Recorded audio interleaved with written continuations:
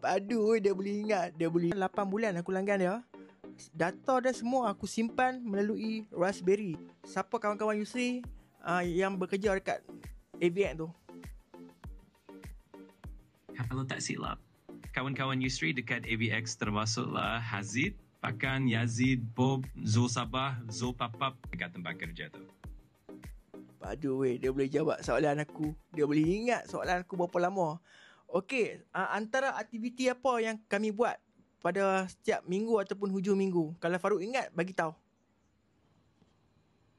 Setahu Farouk, Yusri dan kawan-kawan selalu pergi memancing sekali sebulan.